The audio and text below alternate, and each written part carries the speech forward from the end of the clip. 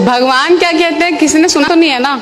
भगवान कृष्ण गीता में 18वें अध्याय में कह रहे हैं। भगवान, एक मिनट, ये सिर्फ आपने बुक प्रिंटेड पढ़ा है, किसी ने पर्सनली सुना है भगवान को? पर्सनली किसी ने भी नहीं सुना है। जिस तरह से 2 + 2 4 आपने अपने टीचर से सुना, उन्होंने अपने टीचर से सुना, हमने अपने गुरुदेव से सुना। तो गुरुदेव कि कृष्ण नाम का लेके आपको कोई कष्ट नहीं मिलेगा, राइट?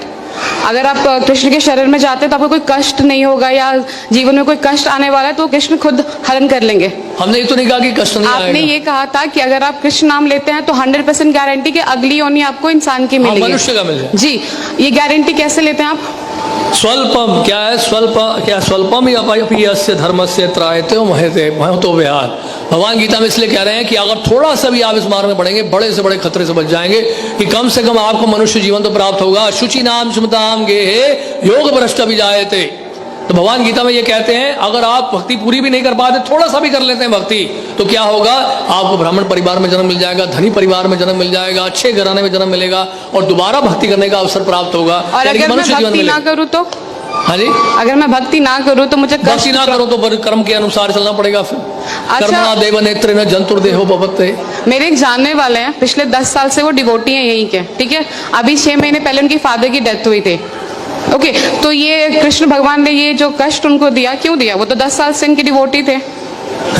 हमने तो बोला ही नहीं कि आप कृष्ण भक्त बनते तो कष्ट नहीं आएगा, हमने नहीं कहा। कल के मैं क्लास में गई थी, नहीं, हमने नहीं कहा ये कि कृष्ण भक्ति अगर करेगा कोई कष्ट नहीं आएगा। उसको कष्ट आएगा, कष्ट करने की, जो सहन करने की दृष्टि बदल जाएगी।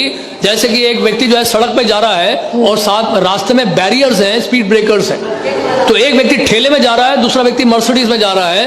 तो मर्सिडीज में जा रहा है वो भी उसी सड़क से जा रहा है, झटके उसको कम लगते हैं। कहने का मतलब यह है कि कष्ट जो है भक्तों के जीवन में भी आता है, सहन करने की शक्ति भगवान देते हैं।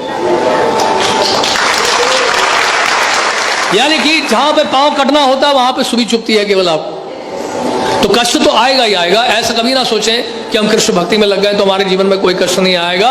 इनफैक्ट भक्त तो प्रार्थना करते हैं भगवान से कि हमें और कष्ट दीजिए। विपदा संता ता शाश्वत तत्र तत्र जगत गुरु भगवत दर्शनम स्याद पुनर्भव दर्शनम।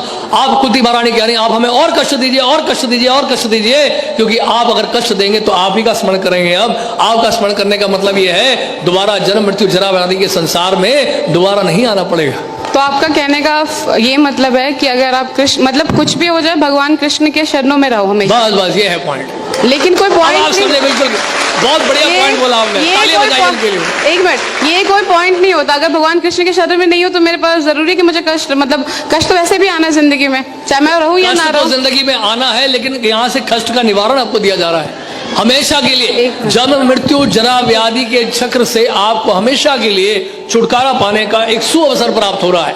भगवान की सेवा में लगे, एक जीवन आप कृष्ण की सेवा में दे दो, कृष्ण आपको वापस लेके चले जाएंगे। तो आपका कहने का मतलब है कि मैं कृष्ण के शरण में जाती तो अगले जन्म में मुझे इंसान क्या ही वो मिलेगा? इंसान का मिलेगा, और अगर अच्छी तरह से भक्ति करेंगे तो भगवान के धाम में भी जाएंगे। ये तो मरने के बाद किसने देखा है कि कौन कहाँ जा रहा है? हाँ जी, मरने के बाद कौन जानता है कि कौन कहाँ जा रहा है? हाँ, इस बात की गारंटी कौन लेता है? सामान्य लोग नहीं जानते, लेकिन भक्त जानते हैं। यम यम वापि स्मरण भावम त्यजते अंते कलेवरम तम तम एवैते कौन्तेय सदा तद्भाव भाविता।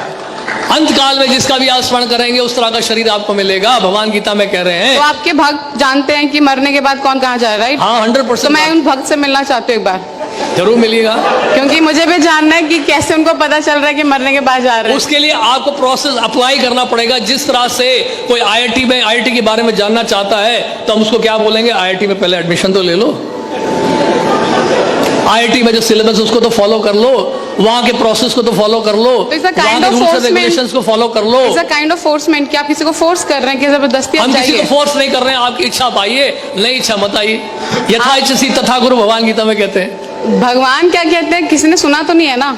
भगवान कृष्ण गीता में 18वें अध्याय में कह रहे हैं। भगवान, एक मिनट, ये सिर्फ आपने बुक प्रिंटेड पढ़ा है, किसी ने पर्सनली सुना है भगवान को? पर्सनली किसी ने भी नहीं सुना है। जिस तरह से 2 + 2 4 आपने अपने टीचर से सुना, उन्होंने अपने टीचर से सुना, हमने अपने गुरुदेव से सुना। तो गुरुदेव हमने प्रभुपाद से सुना। जैसा स्कूल में जाते हैं तो टीचर सिखा रहे हैं 2 + 2 4 गए थे सुनने कृष्ण भगवान से। अपने टीचर से अभी कभी आप हमने पूछा है स्कूल में अपने टीचर से what is the proof that 2 + 2 is 4?